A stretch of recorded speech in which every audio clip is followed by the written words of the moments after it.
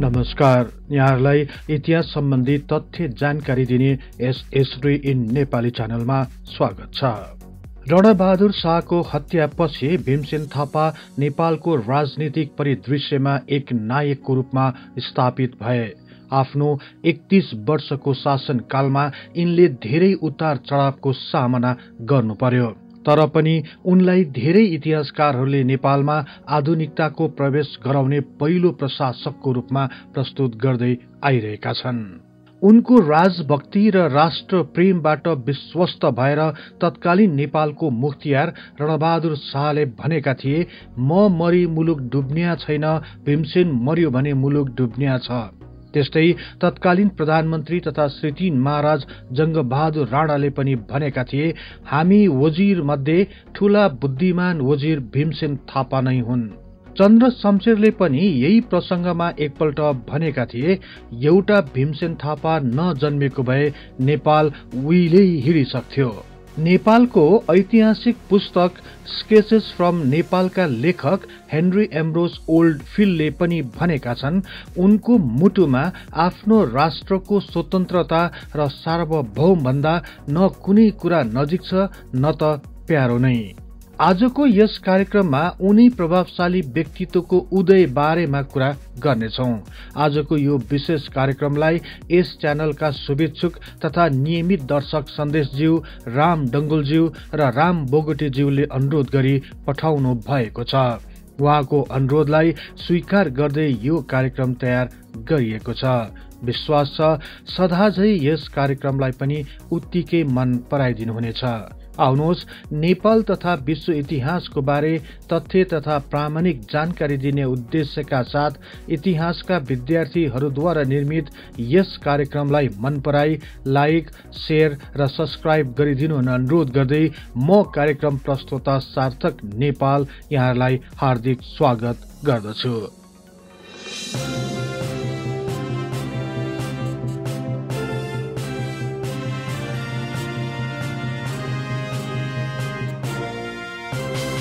पश्चिम 2 नम्बर गोर्खाको बोर्लाङमा छोटाकाजी अमरसिंह थापा र सत्य रूपाको परिवारमा विक्रम सम्वत 1832 श्रावण 9 गतेका दिन भीमसेन थापाको जन्म भयो। पिता छोटाकाजी अमरसिंह थापा नेपालको राजदरबारमा संलग्न भएका हुनाले भीमसेन थापाले सानैदेखि दरबारमा आउने जाने अवसर प्राप्त गरेका थिए।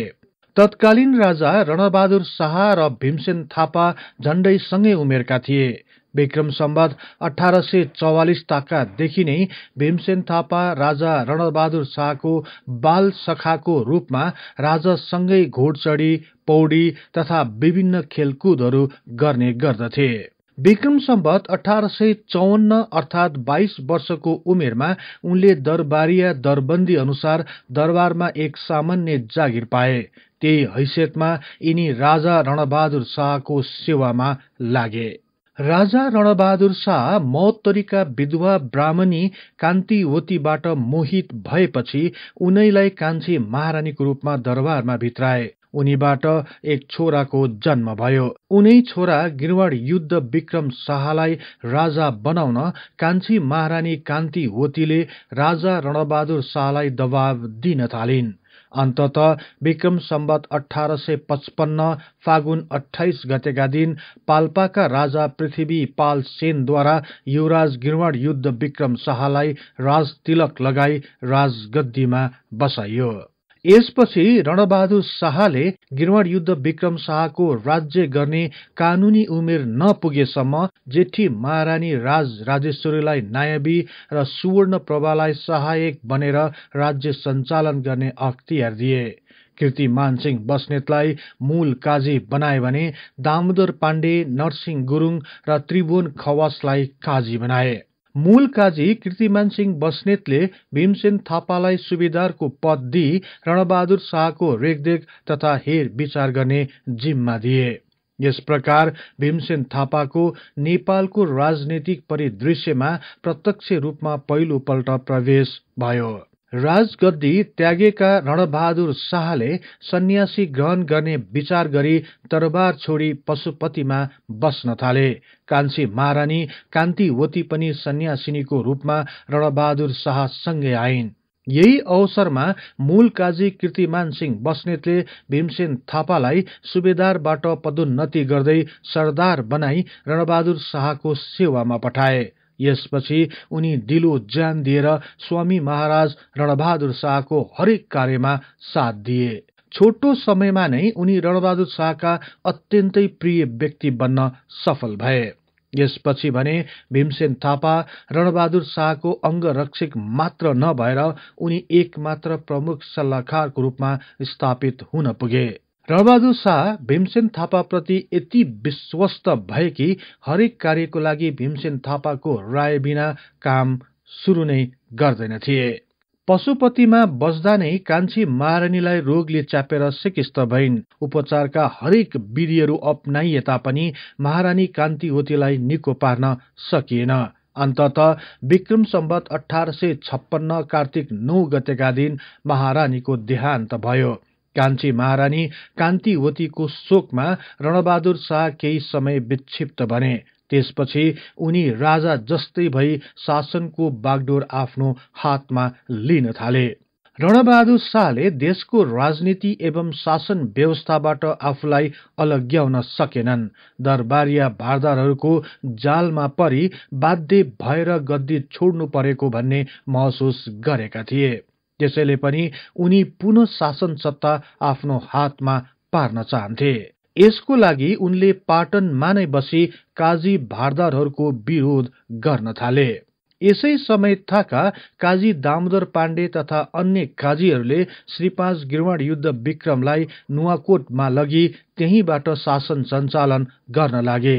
जेठी महारानी राजराजेश्वरीले पनि काठमाडौँमा बसी अलग्गै फौजको नाममा आदेश जारी गरी राजनीतिमा आफ्नो भूमिकालाई बलियो बनाउन लागिन्।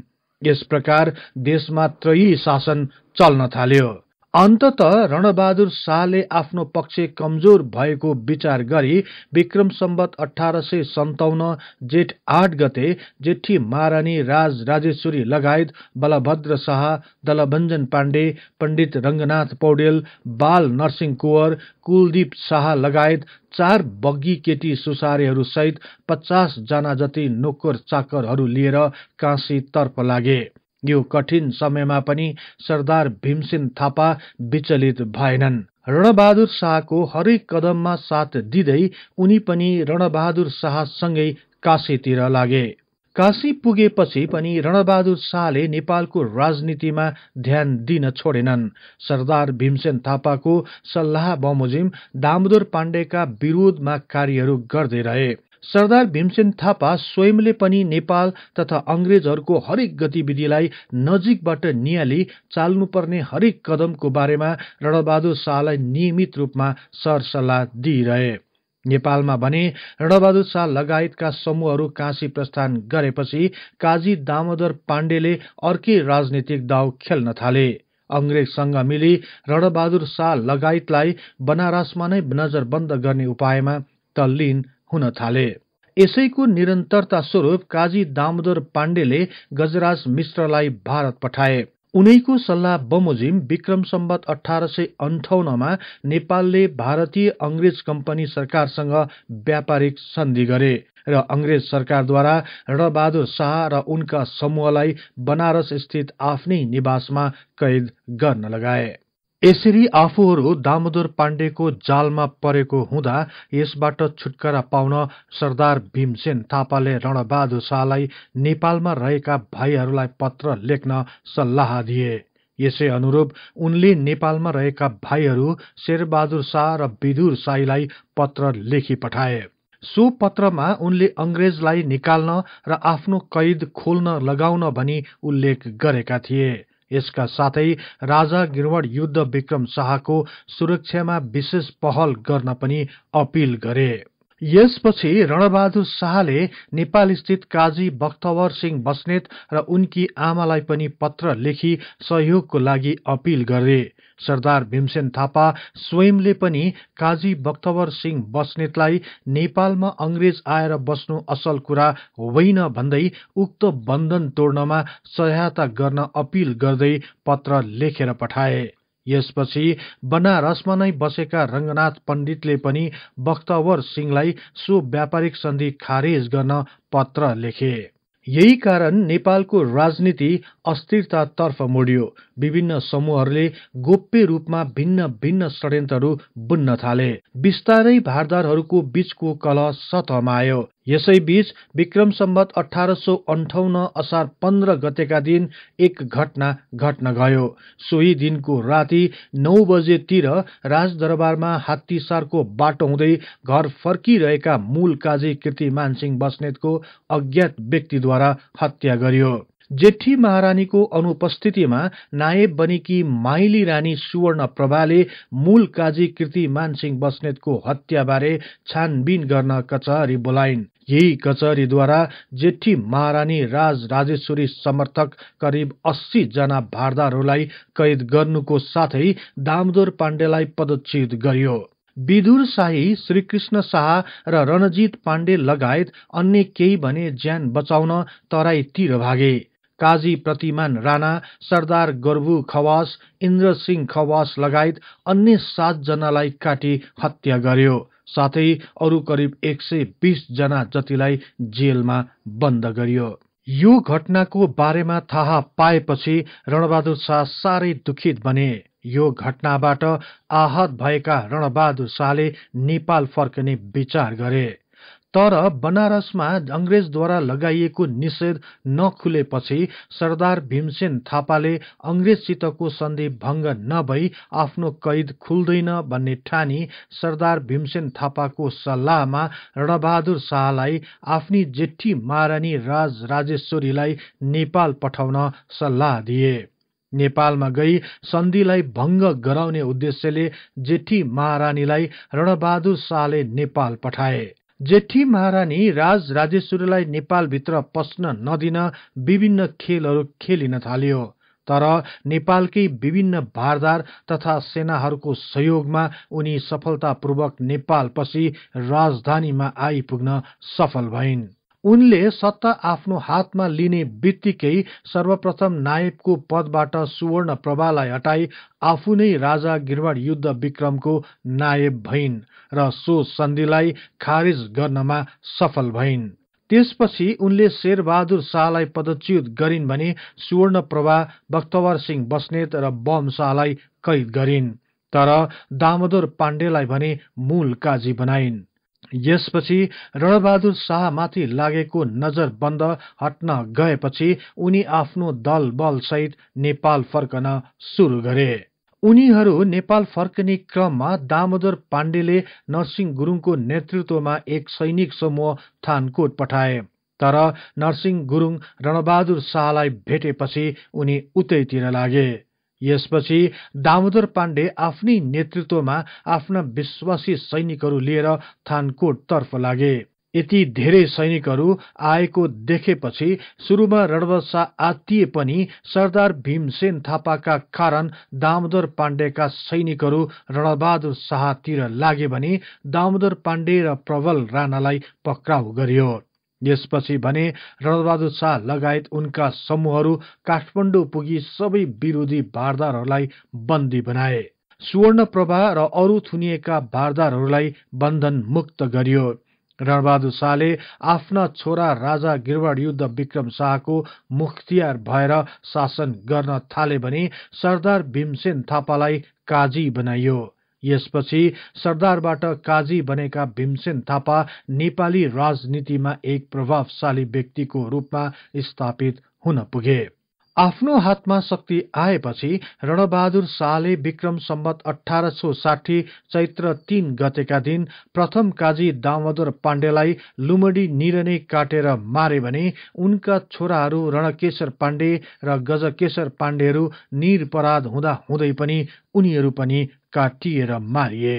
यसपछि दामोदर पक्षका भनिएका काजी भीम खवास, उनका 3 भाइ छोराहरू द्वारे समनसिंह, सुबेदार मनमत, सरदार शंखधर, सरदार इन्द्रमान सिंह छेत्री आदि भारदारहरूलाई लुमडी निरके मसानमा काटेर मारे। केहीले भागेर ज्यान जोगाउन सफल भए। त्यसपछि रणबहादुर शाहले आफ्नी जेठी महारानी राजराजेश्वरीलाई भने हे लम्बु पठाए। यो समयमा राज्यको खजान्चीको रूपमा त्रिभुवन खवासले काम गर्दै आएका थिए। तर रणबहादुर शाह मुख्तियार भएको 20 दिन पछि नै उनलाई हटाएर उदयगिरीलाई खजान्ची बनाए। उनी खजान्ची भएपछि पहिलेको सम्पूर्ण हिसाब किताबहरू हेर्ने र मासिएको धन फिर्ता गर्ने कुरा चल्यो। काजी त्रिभुवन खवासले सुवर्णप्रभाको नायविक कालमा कीर्तिपुरमा अंग्रेज दूतावास निर्माणका लागि नेपालको राज्य कोषबाट छुट्याएको 18,000 रुपियाँदेखि भ्रष्टाचार गरेको कुरा खुल्यो र यही क्रममा खजान्ची त्रिभुवन खवास दोषी रहेको आरोप लगाइयो। यसदेखि बाहेक पनि उनले अंग्रेजसँगको सन्धिमा हस्ताक्षर गरेको, अंग्रेजलाई कीर्तिपुरमा व्यापारिक कोठी खोल्न दिएको जस्ता आरोप लगाएर सर्वस्व हरण गरी कैद गर्यो। यही आरोपमा उनी दोषी रहेको ठहर गरी उनलाई विष्णुमती नदीको किनारामा काट्न लगियो। तर उनले यस अपराधमा अरूको पनि संलग्न भएकाले उचित छानबिनका लागि अनुरोध गर्न रणबहादुर समक्ष बिन्ती पत्र पठाए।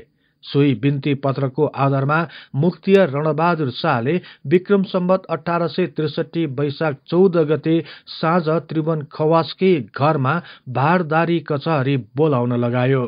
त्यहाँ सारा भारदारहरू साँझको समयमा आदेश अनुसार भेला भए। अभियुक्त त्रिभुवन खवास सहित नरसिंह शाह तथा अन्य भारदारहरू पनि उपस्थित भए। मुख्तियार रणबहादुर शाहका अर्को आमाका छोरा अर्थात सौतेनी भाइ शेरबहादुर शाहलाई पनि बोलाउन पठाए। आउन नमाने पक्रेर ल्याउनु भन्ने आदेश दिए। सो कचहरीमा काजी भीमसेन थापा, प्राण शाह र पण्डित रंगनाथ पौडेल, काजी रञ्जित पाण्डे, रणधोज थापा, नरसिंह गुरुङ, दलभञ्जन पाण्डे, बाल नरसिंह कुँवर आदि भारदार तथा अन्य अंगरक्षकहरू पनि उपस्थित थिए। सबै भारदारहरू उपस्थित भएपछि मुख्तियार रणबहादुर शाहले रुपियाँ मासेको विषय निकाले। यस विषयमा विशेष गरी शेरबहादुर शाह र नरसिंह गुरुङलाई नराम्ररी हप्काए। यही विषयमा धेरै आरोप प्रत्यारोपहरू भइरहे। लामो समयसम्म छलफल चलेकाले रात निकै छिप्पिसकेको थियो। धेरै समय भएकाले रणबहादुर शाहका छोरा रणधोज शाह पनि खाना खान त्यहाँबाट निस्किए। काजी भीमसेन थापाले त्रिभुवन खवासको घरमा नै कचहरी बस्न हुँदैन भन्ने सल्लाह रणबहादुर शाहलाई दिइरहेका थिए। तर रणबहादुर शाहले काजी भीमसेन थापाको कुरालाई अनसुनी गर्दै उनलाई पनि भात खाएर आऊ भनी अराए।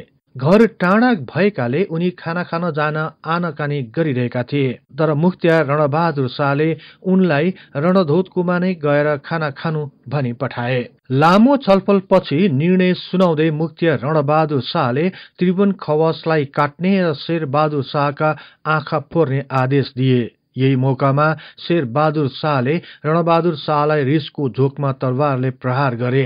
तरवार सिधै पेटमा घुस्यो।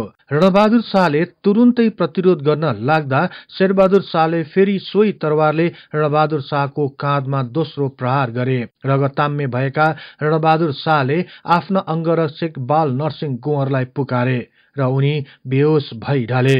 शेरबहादुर शाह भाग्न लाग्दा बाल नरसिंह कुँवर शेरबहादुरमाथि जाइ लागे र केही क्षणमा नै दुवैको बीच भिडन्त भयो। चौतरिया बम शाहको सहायताले बाल नरसिंह कुँवरले शेरबहादुर शाहमाथि तरवार प्रहार गरी उनलाई तत्कालै ढाले र मारे। यसको केही समय पछि नै काजी भीमसेन थापा खाना खाइवरी त्यहाँ आइपुगे। घाइते मुख्तियार रणबहादुर शाहलाई बचाउन अनेक प्रयास गरे पनि उनको शरीरबाट धेरै रगत बगिसकेकाले उनको त्यही मृत्यु भयो। मुख्तियार रणबहादुर शाहको मृत्यु पश्चात काजीको रूपमा प्रभावशाली भूमिका निर्वाह गरेका काजीको हैसियतले भीमसेन थापाले राज्यको शक्ति आफ्नो हातमा लिए। भीमसेन थापाले तुरुन्तै नाबालक राजाको सुरक्षाको लागि थप सैनिकहरू राजदरबार पठाए। काजी त्रिभुवन खवास र नरसिंह गुरुङलाई कैद गरियो। यसपछि भीमसेन थापा लगायत जगजित पाण्डे, पण्डित रंगनाथ पौडेल र बाल नरसिंह कुँवर सैनिक घेरामा सुरक्षित हुँदै राजदरबार गए। त्यहाँ पाल्पाली राजा पृथ्वीपाल सेन लगायतका व्यक्तिहरूलाई कड़ा निगरानीमा राख्न आदेश दिए र हेलम्बुमा निर्वासित गरिएकी जेठी रानी राजराजेश्वरीलाई ल्याउन रिसल्ला दौडाए। रणबहादुर शाहको हत्याको भोलिपल्ट 15 गतेका दिन बिहान चौतारा विदुर शाह, काजी त्रिभुवन खवास, नरसिंह गुरुङ, पाल्पाली राजा पृथ्वीपाल सेन तथा उनका भाइ चौतारा रणबहादुर सेनलाई भण्डारखालमा काटियो। यसको अर्को दिन शेरबहादुर शाह, खजान्ची त्रिभुवन खवास, नरसिंह गुरुङका सन्तानहरू जम्मा 13 जनालाई पनि विष्णुमती नदीको किनारमा निर्ममतापूर्वक काटेर मारियो। यसपछि पाल्पाली राजाका 18 जना अंगरक्षकहरूलाई पनि छोडिएन। उनीहरूको पनि निर्मम तरिकाले हत्या गरियो। यस प्रकार यस काण्डमा 77 जनाको हत्या भयो। हेलम्बुबाट जेठी महारानी राजराजेश्वरीलाई झुक्क्याएर ल्याइयो र साकुको साली नदीमा सती जान बाध्य गरिएकाले हत्याको 9औं दिनमा 14 जना सुसारेसहित रानी सती गइन्। हत्याको 15औं दिनमा रणबहादुर शाहकी काशीकी एक भित्रिनी पनि सती गइन्। यस प्रकार रणबहादुर शाहको हत्या काण्डमा काटिएका र सती गएका गरी जम्मा 16 जना महिला तथा 77 जना पुरुष गरी जम्मा 93 जना मानिसहरूले अकालमा ज्यान फ्याल्नु पर्यो। यसदेखि बाहेक पनि काजी भीमसेन थापाले आफूलाई शंका लागेका अर्थात विरोधी बनाउँदाहरूलाई शिर उठाउनै दिएनन्। कसैलाई कैद गरे, कसैलाई देश निकाला गरे भने कत्तिको खोजी खोजी हत्या गरे। काजी भीमसेन थापाले आफ्ना विरोधीहरूलाई कहिल्यै उठ्न नसक्ने गरी निमिट्यान्न बनाए। रणबहादुर शाहको हत्या पछि रणबहादुर शाहकी कान्छी महारानी ललित त्रिपुरा सुन्दरी भने 12 वर्षमै विधवा भएकी र रजोवती नै नभएकीले सती पठाउन नमिल्ने भएकाले बालक राजा गिर्वाण युद्ध विक्रम शाहको नायबी भएर राज्य चलाउन थालिन्। ललित त्रिपुरा सुन्दरी भीमसेन थापाको भाइ नयनसिंह थापाकी कान्छी छोरी थिइन्। तिनले काजी भीमसेन थापालाई असाध्यै मन पराउँथिन्। ललित त्रिपुरा सुन्दरी नायब भएपछि भीमसेन थापाले मुख्तियारको पद प्राप्त गर्न सफल भए। काजीबाट मुख्तियार बनेका भीमसेन थापा राज्यको नै एक शक्तिशाली तथा सर्वशक्तिमान व्यक्तित्वको रूपमा स्थापित हुन पुगे। मुख्तियार बनेपछि भीमसेन थापाले शक्ति सुदृढीकरणका लागि कूटनीतिक चाल चले। सुरुमा पाण्डेहरूप्रति उनले कठोर नीति अपनाए तापनि पछि बिस्तारै उनीहरूप्रति नरम व्यवहार गर्दै आफ्नो समर्थकको रूपमा स्थापित गरे। दलभञ्जन पाण्डे, भोटु पाण्डे, जगजित पाण्डे, करवीर पाण्डे आदि पाण्डे परिवारका विभिन्न शक्तिशाली व्यक्तित्वहरूलाई विभिन्न पदमा नियुक्ति गरे। यसका साथै मुख्तियार भीमसेन थापाले आफ्नो 3 जना छोरीहरूको विवाह पनि पाण्डे परिवारमा नै गरिदिए।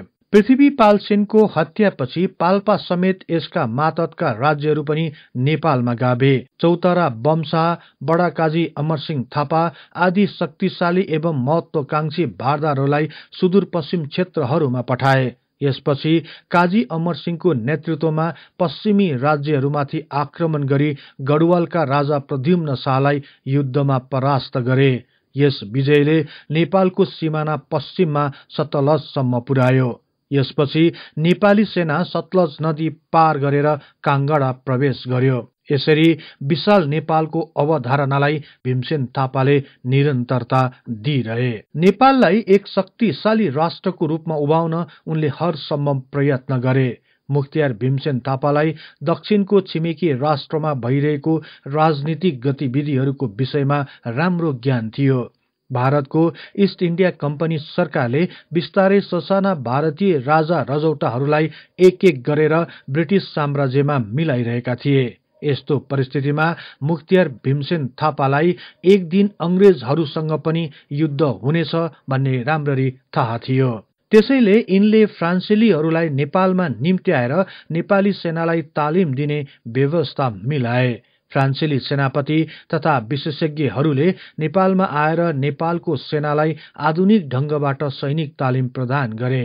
मुख्तियार भीमसेन थापाले नेपाली सेनाको वर्दी पनि फ्रान्सेली ढंगको बनाउने प्रचलन सुरु गरे।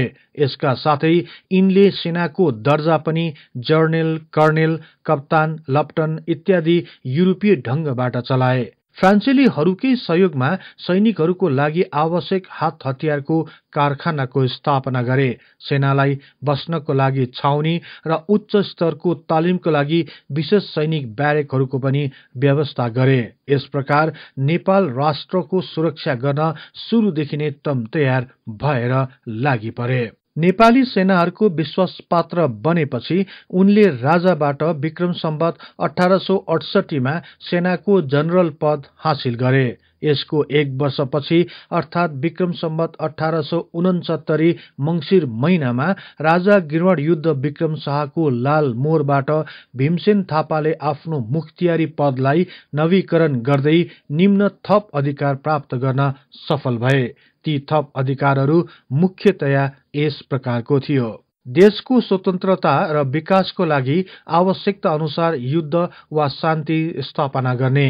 गुरु, पुरोहित, चौतारा, काजी, कर्नेल, कप्तान, सरदार, सुबेदार आदि उच्च तथा निम्न स्तरका व्यक्तिहरूले उनको अधीनमा रही काम गर्नुपर्ने। सैनिक कम्पनीहरूले उनको नियन्त्रण र निर्देशनमा काम गर्नुपर्ने। उनको आज्ञा उल्लङ्घन गर्नेहरूलाई दण्ड तथा आज्ञाकारीहरूलाई पुरस्कार दिने। सन्धि, युद्ध किल्लाहरूको निर्माण, युद्ध सञ्चालन आदि सम्पूर्ण उनको निर्देशन अनुसार गर्ने र उनका इच्छा अनुसार कर्मचारी नियुक्ति गर्ने।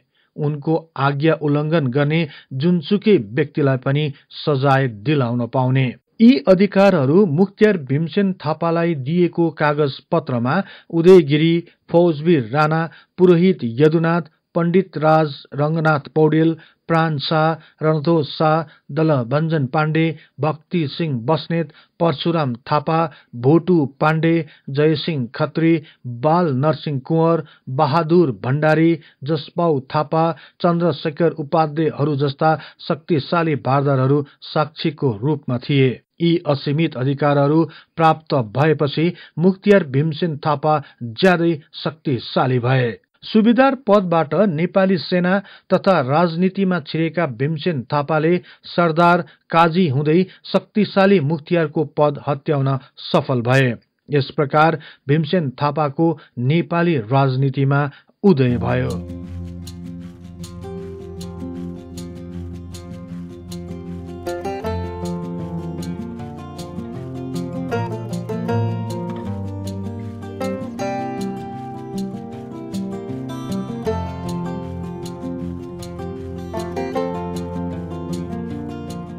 यो कार्यक्रम यहाँहरूलाई कस्तो लाग्यो? कृपया कमेन्ट बक्समा लेखी पठाउनुहोला। यस्तै रोचक तथा तथ्य इतिहासको लागि हिस्ट्री इन नेपाली च्यानललाई सदैव सम्झनुहोस्। इतिहासको कुनै पनि कालखण्ड बारे तपाईलाई सुन्न र बुझ्न चाहना राख्नु भएको छ भने तल रहेको कमेन्ट बक्समा उल्लेख गर्नुहोस्। हामी सो बारे प्राथमिकताका साथ कार्यक्रम बनाउने नै छौं। जाँदा जाँदै यस च्यानललाई लाइक, शेयर र सब्स्क्राइब गर्दै बेल आइकनमा क्लिक गरी हाम्रो यो तथ्य इतिहासको बारे ज्ञान प्रसार गर्ने लक्ष्यलाई साथ दिनुहोस् भन्दै अर्को कार्यक्रममा फेरि भेट्ने बाचा गर्दै म सार्थक नेपाल बिदा हुन्छु। हवस् त, नमस्कार।